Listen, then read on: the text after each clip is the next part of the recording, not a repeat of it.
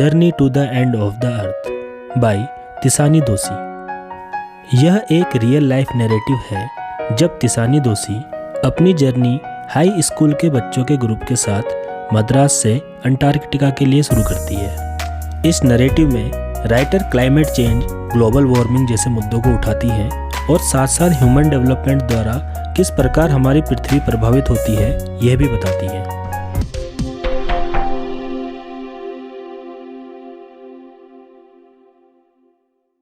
इस साल के शुरुआत में मैं रशिया के खोजीयान द अकेडमिक सोकोल्स्की से दुनिया के सबसे ठंडे, सूखे और तूफानों वाले कॉन्टिनेंट अंटार्कटिका की ओर जा रही थी। मेरी जर्नी मद्रास में इक्वेटर से 13.09 डिग्री नॉर्थ से शुरू हुई और वहाँ से हमने 9 टाइम जोन्स, 6 चेक पॉइंट्स, 3 महासागर और 3 जैवमंडल पार किए।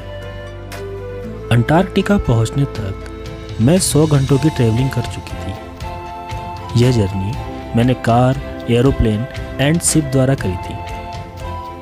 इसलिए अंटार्कटिका के बर्फीले नज़ारों और नीले आसमान को देखकर मुझे सुकून और आश्चर्य हुआ। यह आश्चर्य वहाँ की विशालता और सूनेपन को देखकर था। वहाँ इस बात पर हैरानी थी कि किस प्रकार एक समय भारत और अंटार्कटिका एक ही महाद्वीप के भाग थे।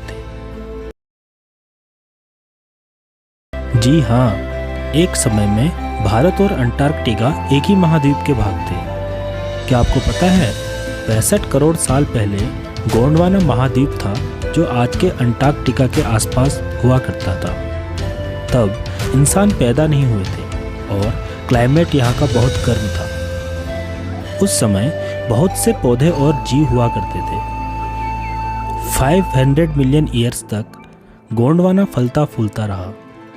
लेकिन जब डायनासोर का सफाया हो गया और स्तनधारी पशुओं का युग आया तो इस विशाल भूभाग को अलग अलग देशों में बंटना पड़ा और आज की पृथ्वी बनी जिसे हम देखते हैं।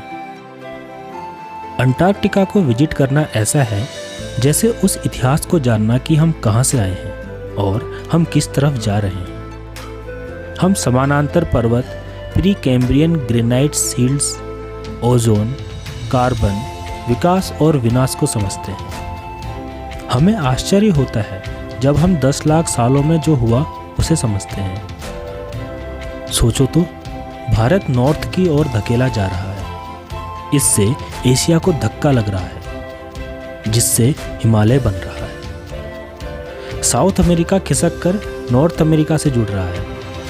इस ध्रुव के चारों ओर ठंडी धारा बन रही है और इससे अंटार्कटिका बहुत ठंडा, वीरान और दुनिया के बॉटम में जा रहा है। मेरे जैसे साउथ इंडियन के लिए जो सूर्य की पूजा करती हो, 2 हफ्ते तक एक जगह पर रहना जहां पृथ्वी के कुल बर्फ का 90% हो, उसके शरीर के ब्लड सर्कुलेशन के लिए ही नहीं बल्कि उसकी इमेजिनेशन के लिए भी मुश्किल और ठंडी है। ऐसा लग रहा है मानो मैं एक बड़े से पिंग पोंग बॉल में घूम रही हूँ जहाँ किसी मनुष्य का निशान तक नहीं है। यहाँ कोई पेड़ पौधे, बिलबोर्ड्स या बिल्डिंग्स नहीं है। यहाँ आपको छोटे से मिजेज, माइट्स से लेकर बड़े बड़े ब्लू व्हेल और आइसबर्ग्स दिखाई देंगे। यहाँ तक कि सबसे बड़ा आइसबर्ग्स जो बेल्जियम देश के बराबर है वो भी यही है। सब जगह खामोशी होती है। जब कभी एवालांच होता है तब खामोशी टूटती है। ये चीजें ही इस जगह को पवित्र बनाती हैं। मानव सभ्यता आज से लगभग 12,000 साल पहले ही आई है। ये समय जियोलॉजिकल क्लॉक में कुछ सेकंड्स के बराबर ही है। इतने कम समय में ही हमने नेचर पर डोमिनेंस कर ली है। हमने गांव, कस्बे, नगर, महानगर सब बसा लिए। तेजी से बढ़ती हुई मानव जनसंख्या ने हमें सीमित संसाधन के लिए अन्य प्रजातियों से युद्ध करने के लिए छोड़ दिया है। नेचुरल फ्यूल्स, ईंधन के जलने से दुनिया के चारों ओर कार्बन डाइऑक्साइड का ब्लैंकेट बना दिया गया है, जिससे धीरे धीरे ग्लोबल टेम्परेचर बढ़ रहा है। क्लाइमेट चेंज हमारे समय की सबसे चुनौतीपूर्ण पर्यावरण की डिबेट है। क्या पश्चिमी अंटार्कटिक की बर्फ पिघल जाएगी? क्या समुद्री धारा गल्फ स्ट्रीम रुक जाएगी? क्या यह दुनिया उसी तरह खत्म होगी जैसी हम उम्मीद करते हैं? यह हो भी सकता है और नहीं भी। जो भी हो, अंटार्कटिका इस डिबेट में मुख्य है। केवल इसलिए नहीं कि पूरी दुनिया में यह एकमात्र ऐसा स्थान है जहां मानव जनसंख्या नहीं पनपी, बल्कि इसलिए कि इसके बर्फ के कोर में 5 लाख पुरानी कार्बन के अभिलेख बर्फ की परतों में जकड़े हुए हैं। अगर हम पृथ्वी के अतीत, वर्तमान और भविष्य की स्टडी करना चाहें तो यह अंटार्कटिका में हो सकता है।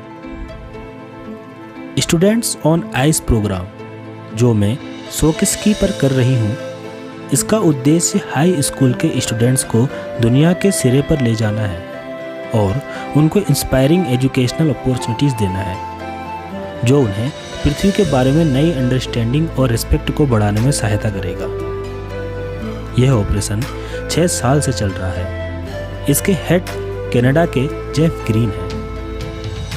वह फेमस लोगों को लाने और ले जाने से थक चुके हैं। स्टूडेंट्स ऑन आइस प्रोग्राम से फ्यूचर जनरेशन को लाइफ चेंजिंग एक्सपीरियंस होता है। इस उम्र में उस एक्सपीरियंस को एब्जॉर्ब कर सकें, सीखने और सबसे इम्पोर्टेंट उसको प्रैक्टिकली अपने जीवन में कैसे उतार सकेंगे, यह बच्चों को पता चलेगा। इस प्रोग्राम की सफलता का कारण है क्योंकि साउथ पोल में जाना असंभव है और उससे प्रभावित न रह पाना और भी असंभव है।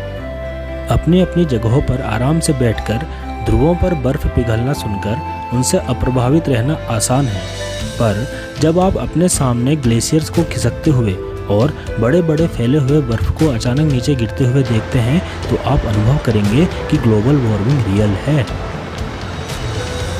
अंटार्कटिका का सिंपल इकोसिस्टम और बायोडाइवर्सिटी का कम होना यह स्टडी करने का सबसे बढ़िया स्थान है कि पर्यावरण में मामूली से चेंज से भी कितना बड़ा प्रभाव पड़ सकता है।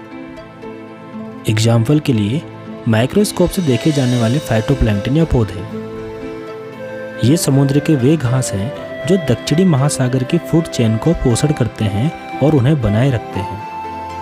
यह एक कोशिकीय पौधे संश्लेषण क्रिया में सूर्य की ऊर्जा का प्रयोग कार्बन को पचाने के लिए करते हैं, जिसे फोटोसिंथेसिस या प्रकाश संश्लेषण कहते हैं।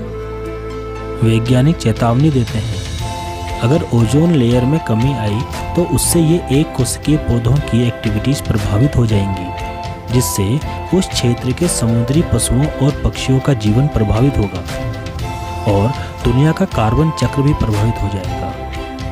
इस फाइटोप्लैंक्टन की कहानी में हम ये कह सकते हैं कि आप छोटी चीज़ों का ख्याल रखो, बड़ी चीज़ें खुद ब खुद अपना ख्याल रखेंगी। मेरा अंटार्कटिका का अनुभव ऐसे रहस्यों से भरा हुआ था, पर सबसे अच्छा नज़ारा तब हुआ जब हम अंटार्कटिका सर्कल से थोड़ा नीचे 65.55 डिग्री पर साउथ की ओर थे। सोकलिस्की बर्फ की एक मोटी चादर में प्रायद्वीप और टेडपोल के बीच में फंस गई थी, इसलिए हम आगे नहीं बढ़ पा रहे थे। कैप्टन ने डिसाइड किया कि हम वापस नॉर्थ की ओर मुड़ रहे हैं, पर वापस जाने से पहले हमें इंस्ट्रक्शन मिले कि गैंग प्लैंक से नीचे उतरकर महासागर पर वॉक करें। हम टोटल 52 लोग थे।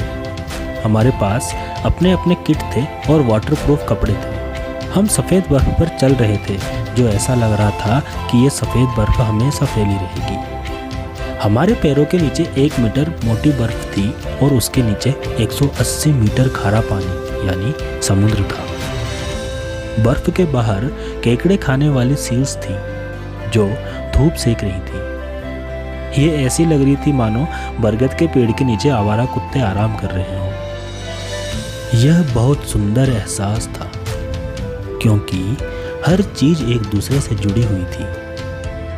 9 टाइम जोन्स, 6 चेक पॉइंट्स, 3 महासागर और बहुत से बड़े जैवमंडल के सुंदर दृश्य को देखकर मैं अब भी आश्चर्य में थी। ये कैसा होगा अगर अंटार्कटिका फिर से गर्म स्थान बन जाए जैसा कि यह हुआ करता था? क्या उस समय तक मानव जाति जीवित रहेगी या हम उसी प्रकार गायब हो जाएंगे जैसे डायनासोर, मैमथ और वूली राइनोस गायब हुए थे? ये बात कौन कहेगा, लेकिन इन बच्चों के साथ जो दुनिया को बचाने में विश्वास रखते हैं, 2 हफ्ते साथ में बिताने के बाद मैं ये कह सकती हूँ कि 1 मिलियन वर्षों में बहुत कुछ बदल सकता है, लेकिन कभी कभी एक दिन ही बहुत कुछ बदल देता है। आपको यह एक्सप्लेनेशन कैसा लगा हमें कमेंट सेक्शन में ज़रूर बताएं। And please like, share and subscribe.